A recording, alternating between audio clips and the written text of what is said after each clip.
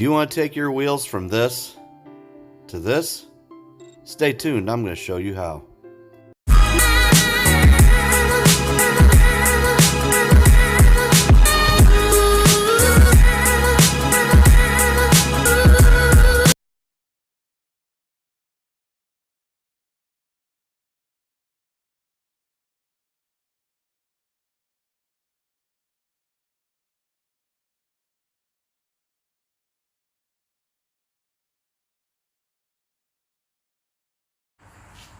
The first thing I recommend doing is getting the wheels down to bare metal if you can, as close to it as possible.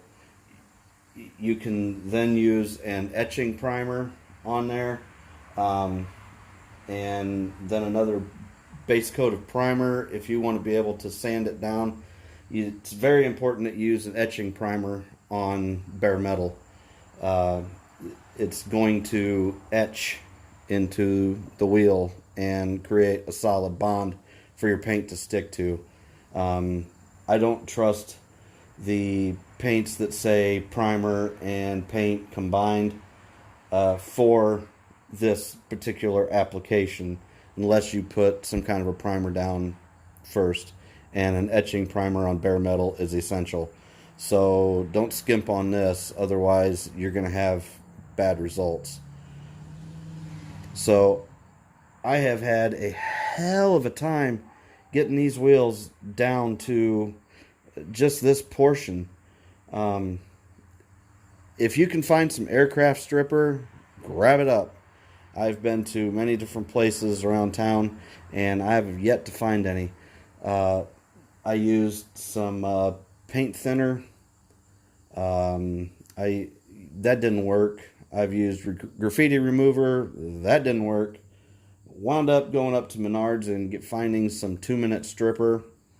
That worked to a point. I had to borrow my buddy's power washer to get them off, just to get it down to this point. And believe me, I've got hours and hours sanding 4 wheels to get it down to this point, to where the point was I had to go out and buy, and I should have done this a long time ago, but I had to go out and buy these little abrasive wheels here. They're wire wheels, and I got them for $5 at Harbor Freight. So I should have done this a long time ago. I'm not going to bore you with me finishing this up and getting it ready for paint. So the next time you see it, it should be all the way down to bare metal, or as much as possible, and I'll show you the next steps. Alright, well, take your time, get it done right. Using the right tools helps a ton. So basically at this point I've got it all sanded down. Make sure that you get along the edge lip here too real good. Otherwise it won't stick and it'll look like shit when it starts to flake off later. So I have got this sanded down. I've wiped it down with acetone and tack ragged it, and I am ready to put on our self-etching primer. This is absolutely a must when you're dealing with bare metal. So your regular primer is just not going to cut it. You need a good self-etching primer.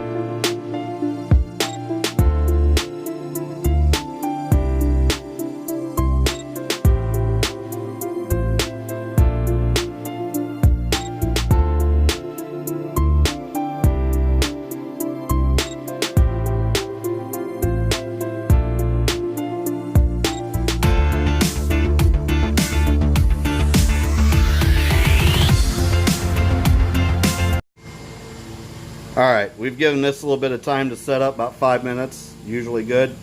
Now we're going to use some filler primer. I don't like to paint directly over self-etching primer. Sometimes different paints will react a little bit differently to it, so I always try to put a little bit of different primer on there, regular primer. And this filler primer is great, especially when you're dealing with bare metal. So again, make sure you put your mask on because you really don't want to be inhaling this stuff.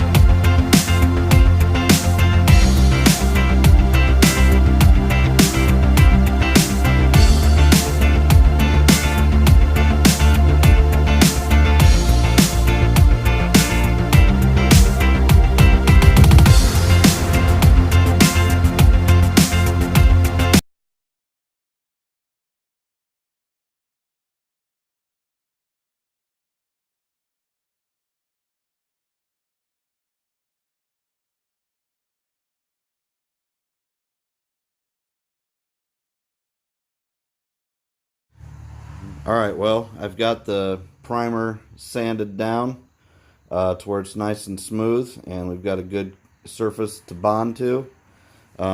Notice that I did tape off the valve stem. It's attention to detail, stuff like that. These are going on a rat rod. I don't know if I mentioned this before because that was yesterday and that was a whole day away, so I can't remember. These are going on a rat rod. It's going to be kind of cool. I'm really digging the color.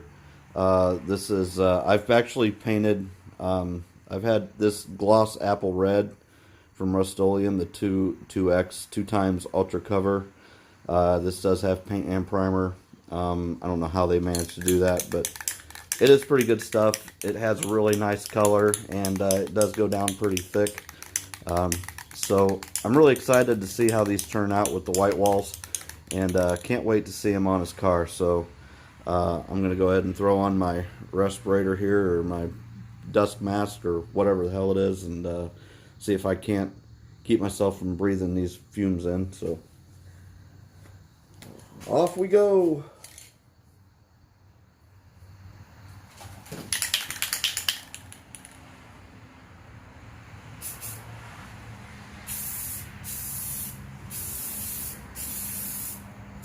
Make sure we get that lip really well.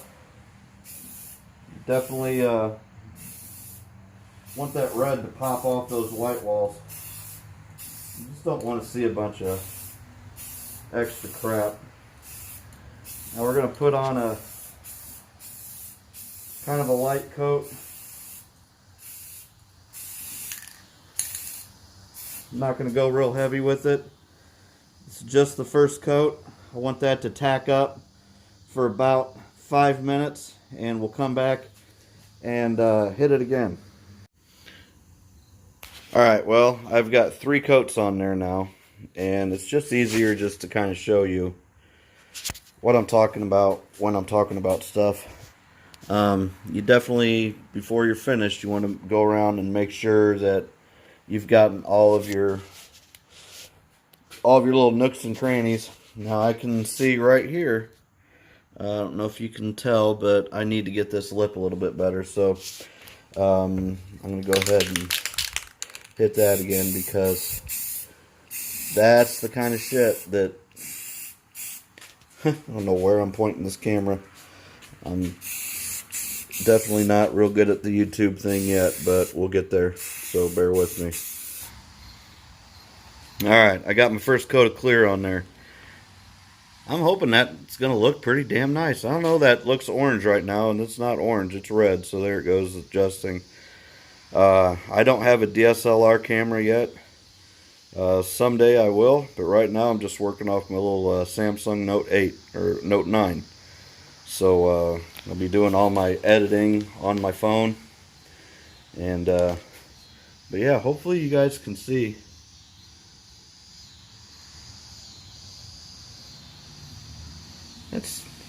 That's pretty decent shine. So I don't know, it keeps looking orange, but it's definitely not orange. That's a nice red. It's kind of a cherry red or whatever, but definitely looks a little bit different in person than it does on the video here. But put that clear coat down nice, and closer I get, the orange looks orange. Kind of cool, but not really the look we're going for. Now there we go. But I like to put that on nice and thick, like I said, just to the point where it looks like it's going to run, but not. And that's where you're going to have the deepest shine without a bunch of orange peel. We don't want the orange peel if we can get away from it. So that clear coat is looking pretty good on some steel wheels that, you know, I've had to use the grinder on to get smoothed out as much as possible. So the next picture you see will I'll probably put one more coat of clear on here. I'll let that dry for about 5-10 minutes. Put another coat of clear on, and I'll take the cards off and we'll see how it looks. Might have a little bit of cleanup on the white walls, but my buddy Tony should be happy.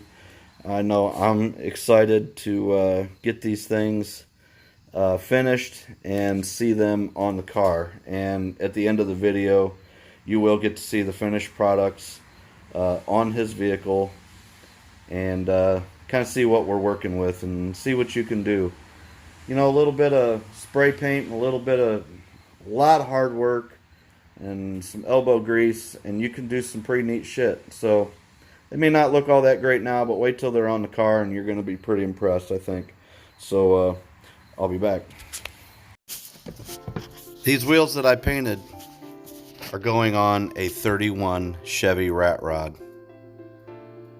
My buddy did not like the way that they looked, and they just didn't suit his vision of what he wanted his car to be. Here's a before picture of the wheels before he brought them over to me. And this was not his vision. This is what his car looks like now. So see what a simple change can do for you? See what thinking outside the box and taking just a little bit of time and some cheap spray paint, and look what you can do. Any of you guys can do this. See, he changed the color on his valve covers, and this thing really pops now. The red ties in all throughout the car, and he's not finished with it, but you know what? He's really enjoying it now, and he's got some trophies to show it. So keep up with that vision, guys. You'll be happy.